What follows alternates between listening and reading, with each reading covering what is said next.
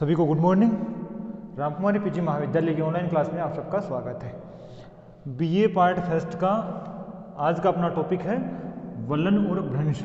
ये टॉपिक मैंने बीच में तब लिया है, इसमें जो भी शब्द आ रहे हैं वो जो अपने फिजिकल ज्योग्राफी पढ़ेंगे बीच में बार बार आएंगे ये शब्द, वो समझ में आते नहीं। टॉपिक बेहद आसान है और जिसके समझ में नहीं आया उसके लिए बेहद मुश्किल है। और अपने दिमाग में एक लोचा है, जब तक अपन ये कहें ना टॉपिक मुश्किल है, दिमाग उस चीज़ को समझता ही नहीं है, तो अपन क्या लेके चलेंगे। टॉपिक बड़ा आसान है, बहुत ही सिंपल सा टॉपिक है। एक एक शब्द को लिखूंगा, एक एक को समझाऊंगा, साथ साथ लिख लेना, लिखवा दे मैं खुद ही दूंगा, जो समझाऊँ तब समझना, लिखवाऊँ तब लिखना, और फिर एक बार दोबारा इसकी रीडिंग मार लेना, कभी नहीं भूलोगे आप इसको और हमेशा के लिए याद हो जाएगा। देखो एक शब्द मैंने लिखा है वलन और एक लिखा है भ्रंश। वलन, देखो वलन में एक ही बल कार्य करता है, संपीड़नात्मक बल, मतलब अभिसरण हो रहा है, मतलब दो चट्टानें हैं वो पास आ रही हैं, दो चट्टानें पास आ रही है, संपीड़नात्मक बल, जिससे इनमें चट्टानों में वलन पड़ जाता है, धरातल से ऊपर उठ जाती है और वलन पड़ता है। इसके अनेक प्रकार है वलन की, लिखेंगे अपन। जो भ्रंश है इसमें दोनों बल कार्य करते हैं, दोनों बल तनावमूलक, इससे भी भ्रंश बनते हैं, और जो संपीड़नात्मक बल है इससे भी भ्रंश बनते हैं। इसमें दोनों बल कार्य करते हैं। एक एक पहले अपन वलन को पढ़ लेंगे, आज शायद वलन कंप्लीट हो जाएगा और कल अपन भ्रंश को पढ़ लेंगे।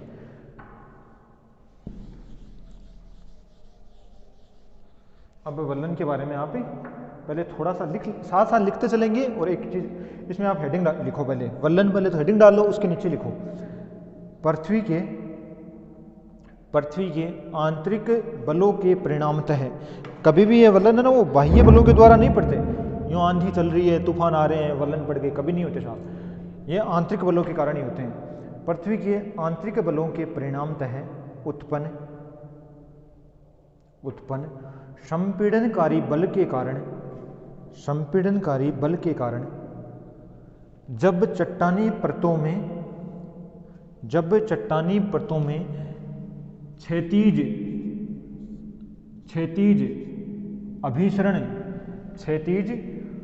अभिसरण की क्रिया होती है तो इसमें लहर या फॉल्ट पड़ जाते हैं।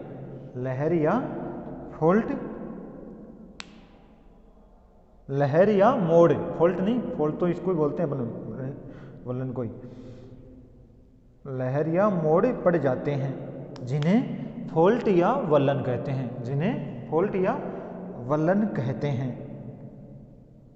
अब हेडिंग डालो वलन शीर्ष रेखा, वलन शीर्ष रेखा। देखो लैंग्वेज में इसको बाद में लिख लेंगे। वलन शीर्ष रेखा क्या होती है, जैसे ये वलन, किसी चट्टान में ये वलन पड़े हैं, तब इस भाग को जो मिलाने वाली रेखा है ना, उसको बोलते हैं अपन वलन शीर्ष रेखा। तो इसमें लिखो वलन प्रक्रिया के तहत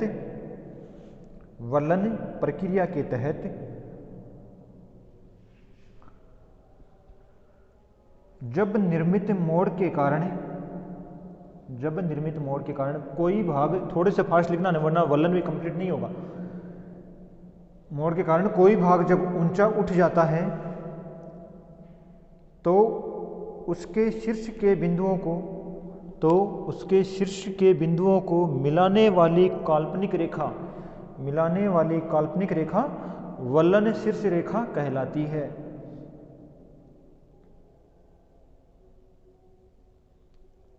सामान्यतः वलन की दिशा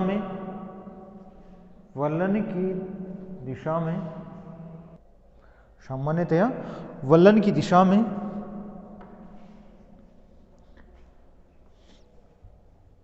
यह रेखा ही अपनति अक्ष रेखा मानी जाती है। अब देखो दो शब्द आएंगे, अपनति और अभिनति। जो ऊंचा उठा भाग है ना, इसको क्या बोलते हैं अपन, अपनति। देखो मैं साथ साथ बोल रहा हूँ, कहीं ये वाला सब छोटे लिख रहे हो, दिखाई नहीं दे रहा। अपनति कोई अरबी भाषा का शब्द नहीं है, हिंदी का है, लिखो आराम से। अपनति, ये जो नीचे वाला भाग है इसको बोलते हैं अपन अभिनति। अपनति और अभिनति। सामान्यतः वलन की दशा में यह रेखा ही अपनतीय अक्ष रेखा मानी जाती है। अब आप अगला पॉइंट लिखो, अपनति। अपनति वलन प्रक्रिया में पड़े मोड़ का ऊंचा उठा भाग, पड़े मोड़ का ऊंचा उठा भाग, ये ऊंचा उठा भाग, ये क्या बताया मैंने आपको, अपनति। और जो ये भाग है इसको अपन क्या बोलते हैं, अभिनति। और अभिनति पॉइंट डाल के अभिनति में लिखो आप, वलन प्रक्रिया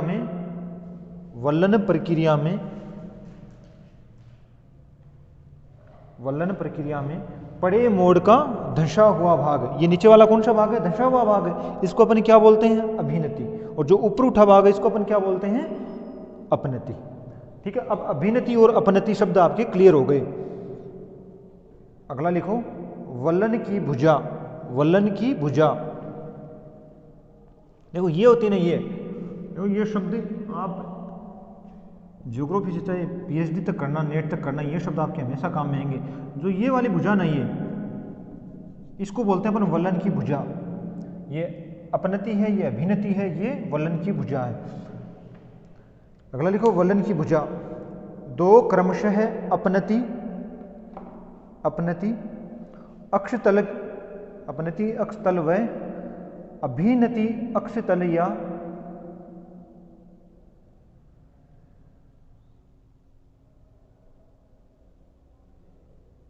अभिनतीय अक्षतल व अभिनतीय अक्षतल के वलन के मध्यवर्ती भाग को वलन की भुजा कहते हैं। वलन की भुजा कहते हैं।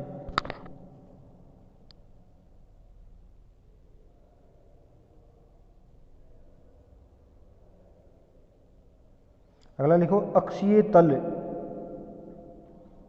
अक्षीय तल, अक्षीय तल जिस काल्पनिक अक्ष के सापेक्ष अपनति या अभिनति की भुजाएं, अपनति अक्षीय तल इसको बोलते हैं अपन।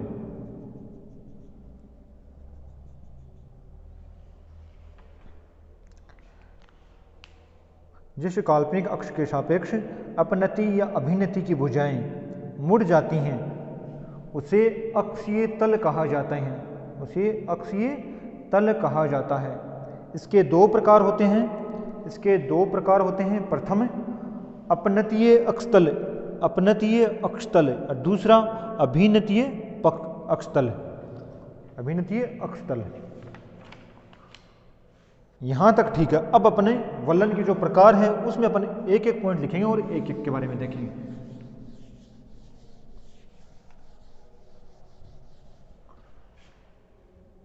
पहला है सम्मित। पहला है सम्मित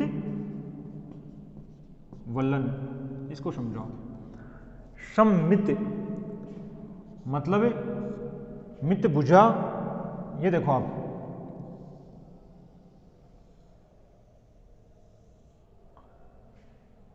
जो ढाल है ना दोनों, यूं मान के चलो 60-60 डिग्री की ढाल है दोनों, ये दोनों ढाल समान है, ये दोनों ढाल समान है, उसको अपन क्या बोलते हैं, सम्मित वलन।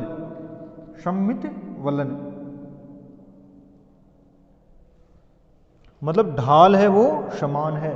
तो सम्मित वलन में लिख लो आप, वलन प्रक्रिया के तहत, वलन प्रक्रिया के तहत जब चट्टानी परतों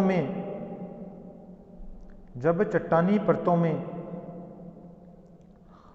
अक्षीय तल, अक्षीय तल,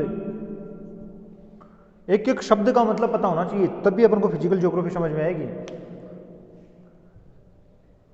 चट्टानी परतों में अक्षीय तल के दोनों ओर समान झुकाव है,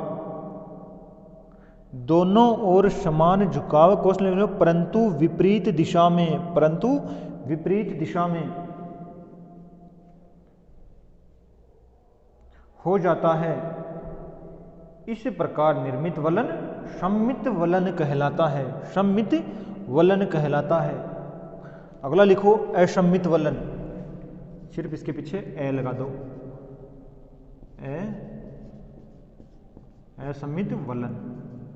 और इसमें डिफरेंस कितना सा है, इसमें ढाल समान है और इसमें जो ढाल है वो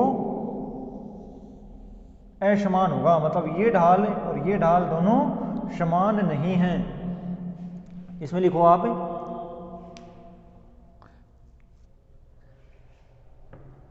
इसका मैं आपको एक साथ भी डायग्राम बना दूंगा पूरा का पूरा, जितने भी नाम लिखाऊंगा ना वो एक रो में पूरे पूरे डायग्राम आ जाएंगे आपके। अभी तो सिर्फ आप इनको अलग अलग समझ लो।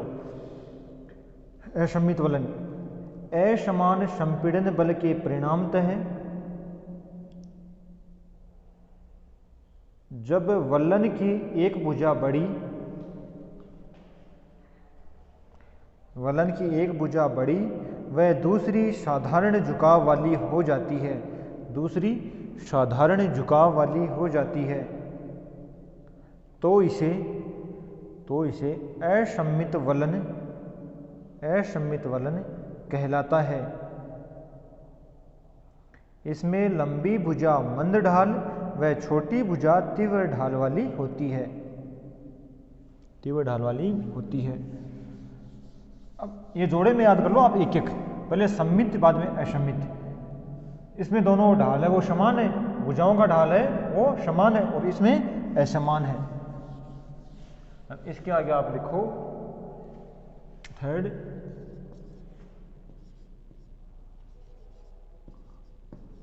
एकनत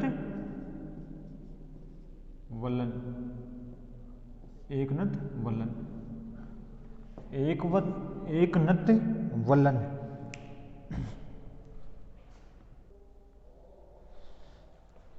देखो ये एकनत वलन और मैंने आपको सबसे पहले बता सम्मित वलन, ये दोनों हमेशा मिलते हैं आपस में। सम्मित वलन, असमित वलन, एकनत वलन और अगला है समन्वित वलन, ये शब्द आपस में मिल जाते हैं। तो आप थोड़ा सा यूं ध्यान रखो, सम्मित वलन ना इसमें बात होती है ढाल की, इसमें बात होती है ढाल की, मतलब ढाल सम्मित में ढाल है वो समान है, ठीक है, दोनों साइड ढाल समान है, और जो असमित है उसमें ढाल समान नहीं है। और एक नत है, इसमें एक भुजा होती है वो 90 डिग्री होती है, एक भुजा होती है वो 90 डिग्री होती है। और पहले एक नत के बारे में देखते हैं अपन। इसमें ढाल कुछ ये भुजा ना और कुछ ऐसी होती है, ऐसी कुछ ऐसी, या चट्टान का मोड़ कुछ ऐसा होगा कि जो ये भुजा है, ये भुजा भी 90 डिग्री हो सकती है, या फिर ये यूं भी हो सकता है, ये भुजा 90 डिग्री हो सकती है। मतलब एक भुजा है उस पर कोण बनेगा 90 डिग्री का, उसको अपन क्या बोलते हैं, एकनत वलन। और इसमें लिख लो आप वलन प्रक्रिया के तहत, वलन प्रक्रिया के तहत जब, देखो इसका कोई है ना, कोई क्वेश्चन नहीं आएगा एग्जाम में कि वलन और भ्रंश के बारे में विस्तार से बताओ, ऐसा क्वेश्चन देखने को नहीं मिलेगा आपको। सिर्फ जो ये शब्द है इनके अर्थ में आपको बता रहा हूं, जो अलग अलग चैप्टर में अपने काम में आएंगे। जैसे प्लेट वेट सिद्धांत पढ़ेंगे अपन, उसमें ही आ जाएंगे, अभिसरण है, अपसरण है, वलन है, मोड़ है, ये सारे शब्द आएंगे वहाँ। तब वहाँ शब्द को मैं समझाऊंगा नहीं, यहीं पर पूरा पूरा आप समझ लो इस चीज़ को। एकनत वलन, इसमें लिखो आप वलन प्रक्रिया के तहत, वलन प्रक्रिया के तहत जब वलन की एक भुजा, वलन की एक भुजा दूसरी भुजा के साथ जब समकोण बनाती है, एक भुजा है वो दूसरी भुजा के साथ समकोण बनाती है, तो निर्मित यह वलन एकनत वलन कहलाता है। अगला है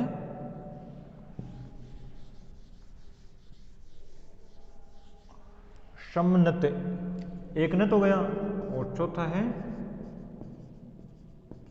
समनत वलन। अब बता दिया ना मैंने, नत को आप थोड़ा सा यूं देख लो, इसका नत का मतलब ले लिया करो भुजा से, नत का मतलब ले लिया करो भुजा से, और मित का मतलब ले लिया करो ढाल से। कुछ चीज़ें होती हैं उनको लाइफ टाइम याद करने के लिए कुछ ना कुछ तो सोर्स निकालना पड़ता है अपन को। तो ऐसा सा आप ट्रिक निकाल लोगे ना, हाँ इसका मतलब ये है, तब कभी गलत नहीं होगा, क्वेश्चन है वो कभी गलत नहीं होगा। आप फर्स्ट ग्रेड वगैरह का कभी कोई भी पेपर उठा के देख लेना, इस एक न एक शब्द से क्वेश्चन आपको 100% मिलेगा। अगला अपना शमनत। अब नत का मतलब आपको क्या बताया, भुजा। तो आप अब इस चीज़ को यूँ देखना, चट्टान है तो उसकी जो भुजा है, मतलब जो ये दोनों भुजाएं हैं ना चट्टान की, वो दोनों समान हैं, मतलब दोनों का ढाल है इनका, ये भुजा है दोनों समानांतर हैं, कितनी भी लंबी खींच दो इनको आपस में कटे नहीं, उसको बोलते हैं अपन समनत वलन। समनत वलन, समनत वलन।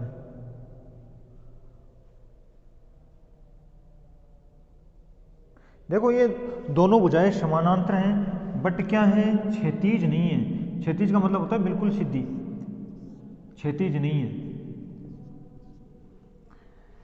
इसमें लिखो आप समनत वलन में क्षैतिज के संपीड़नकारी बल के परिणामतः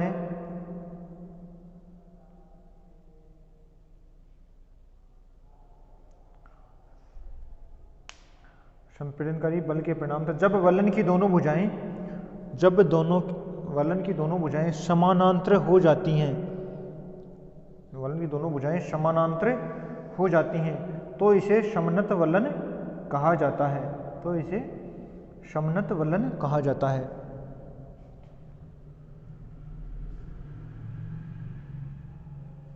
अब अगला है परिवलन।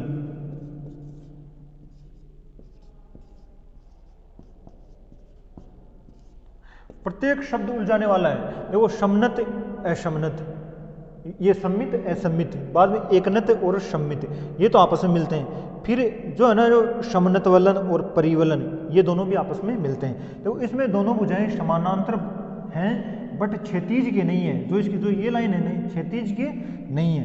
अब इसमें क्या होता है, परिवलन में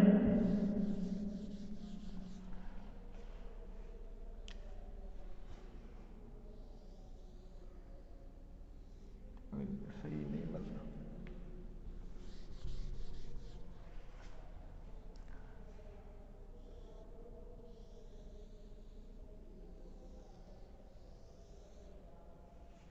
ये थोड़ी सी और भी टेढ़ी बन गई, लेकिन चट्टान है, ये तीनों नहीं है, ये क्षैतिज के समानांतर हैं। ये जो तीनों रेखाएं हैं वो क्षैतिज के समानांतर, और चट्टान का प्रकार कुछ ऐसा होगा।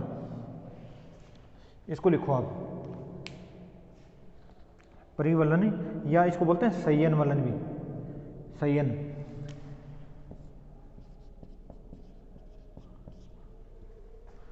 इसमें लिखो, इसे संयन वलन भी कहा जाता है। क्षैतिज संपीड़नकारी बल के परिणामतः जब वलन की दोनों भुजाएं परस्पर समानांतर होकर क्षैतिज के भी, परस्पर समानांतर होकर क्षैतिज के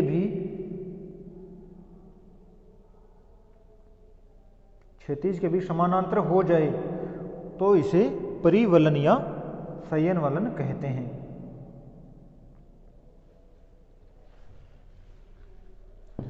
अब अगला है अपना 6 नंबर का परिवलन, क्या है, प्रतिवलन। यह है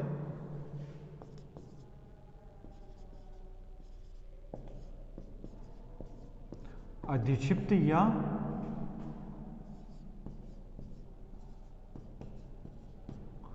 प्रतिवलन, अधिक्षिप्त या प्रतिवलन। इसमें है परिवलन या इसमें वो नापे देखने को मिलते हैं, अधिक्षिप्त।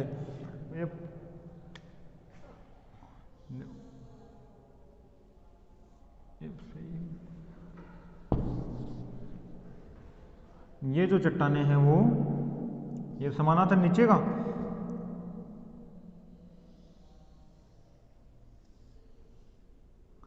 ये पूरी ऐसे अंदर मुड़ जाती है। और नापे, देखो नापे का मतलब क्या होता है, मतलब चट्टानें इतनी ज्यादा मुड़ जाए कि टूट के फिर अन्य स्थान पर जाके गिर जाते हैं, वो कहलाते हैं नापे। जो ये इस प्रतिवलन है ना, इस प्रतिवलन, इसमें ये उदाहरण सर्वाधिक देखने को मिलते हैं नापे के। यानी चट्टान इतनी ज्यादा मुड़ जाती है कि टूट के अलग स्थापित हो जाए। इसमें लिखो ये अधिक्षिप्त या प्रतिवलन, इसे प्रतिवलन भी कहा जाता है। वलन प्रक्रिया के कारण जब तीव्र संपीड़न प्रक्रिया होने लगती है तो कभी कभी वलन की भुजाएं अत्यधिक मुड़ जाती हैं और यह भुजाएं उलट जाती हैं। ऐसे वलन को अधिक्षिप्त वलन या प्रतिवलन कहा जाता है। और इसके जस्ट नीचे आप स्टार लगा के लिख लो, ग्रीवाखंड या नापे। ग्रीवाखंड या नापे, ग्रीवाखंड या नापे, ये शब्द आपको अनेक जगह देखने को मिलेंगे, लेकिन इनका अर्थ पता नहीं होता बच्चों को। ग्रीवाखंड या नापे। प्रतिवलन, ये परिवलन या प्रतिवलन की स्थिति में जब तीव्र संपीड़न को चट्टानी परतें सहन नहीं कर पाती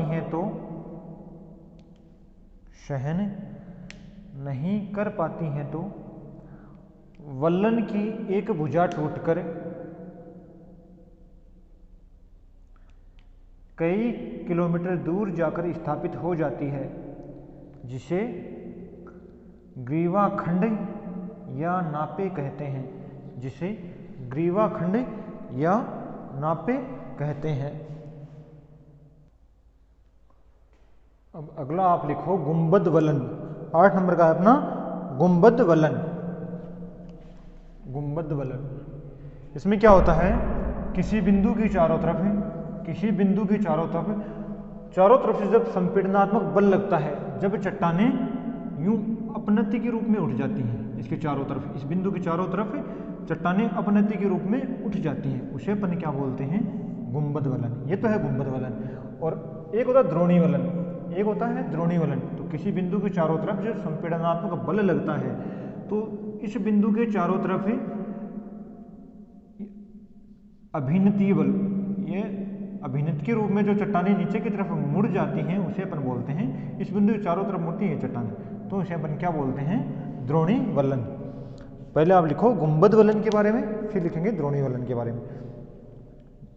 गुंबद वलन विभिन्न दिशाओं से लगने वाले संपीड़न बलों के परिणामतः जब किसी शीर्ष बिंदु के चारों ओर विभिन्न अपनतियां निर्मित हो जाती हैं, तो इसे अपन गुंबद वलन कहते हैं। अगला द्रोणी वलन। देखो थोड़ा फास्ट लिखो, टाइम कंप्लीट हो चुका है, तो इसको कंप्लीट करेंगे अपन। अगला द्रोणी वलन विभिन्न दिशाओं से लगने वाले संपीड़न बल के परिणामतः किसी बिंदु के चारों ओर विभिन्न अभिनतियां निर्मित हो जाती हैं, तो उसे द्रोणी वलन कहा जाता है। अगला है शम अभिनति।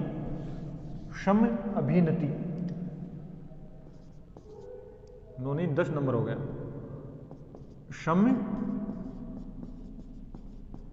अभिनति,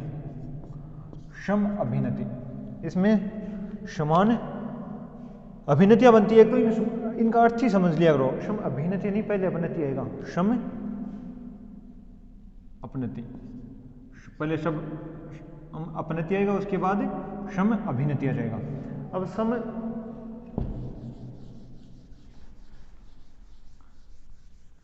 शम अपनतियां हैं, वो यूं बनती हैं, यूं,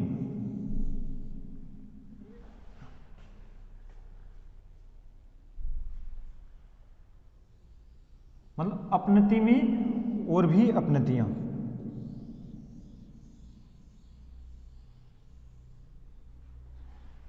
ये है शम अपनति। और इसमें लिख लो आप, जब क्षैतिज संपीड़नकारी बल की प्रक्रिया इस प्रकार संपन्न हो कि वृहत वलन की वृहत अपनति में, वृहत वलन की वृहत अपनति में कई छोटी छोटी अपनतियां, यही तो है अपनतियां, छोटी छोटी अपनतियां व अभिनतियां मौजूद हो तो इसे सम अपनति कहा जाता है, तो इसे सम अपनति कहा जाता है। अब इसका जस्ट अपोजिट ऐसा ही डायग्राम इसका उल्टा बना लो, मतलब यही जो चीज़ें ना वो नीचे ऐसे बन जाएंगी, ये का सेम टू सेम डिट्टो, उसको बोलते हैं सम अभिनति। और उसमें लिख लो आप, जब क्षैतिज संपीड़नकारी प्रक्रिया के कारण निर्मित एक वृहत वलन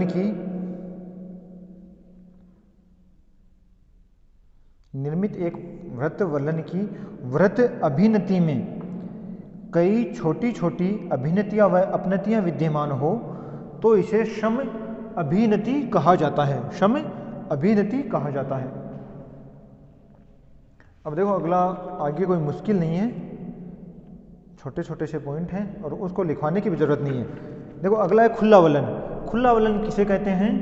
जिस चट्टान का जो कोण होता है वो, जैसे अपन पहले को पढ़े ना अपने, न्यून कोण अधिक कोण, ये तो होता है खुला वलन, ये तो होता है खुला वलन। और बंद वलन होता है ये जो 90 डिग्री से कम हो, इसको अपन बोलते हैं बंद वलन। ये खुला वलन और ये बंद वलन, दो शब्द ये क्लियर है। उसके बाद कोणीय वलन। कोणीय वलन, कोणीय वलन में क्या होता है? देखो चट्टाने या तो ऐसे मुड़ती हैं चट्टाने, है ना, ये तो वलन ठीक है। अब कोणीय वलन कौन सा होगा? जिसमें चट्टाने यूं बनेंगी, मतलब ऊपर की जो ये रेखा नहीं है बिल्कुल कोण की बनती है चट्टाने, इसको बोलते हैं अपन कोणीय वलन। ये एग्जाम में बहुत कम पूछे जाते हैं, नहीं पूछे जाते, जो पीछे के शब्द है ना वही ज्यादा इंपॉर्टेंट थे। वलन आपका कंप्लीट हुआ। अब अपन नेक्स्ट पढ़ेंगे अगली क्लास में भ्रंश। आज के लिए इतना काफी, धन्यवाद।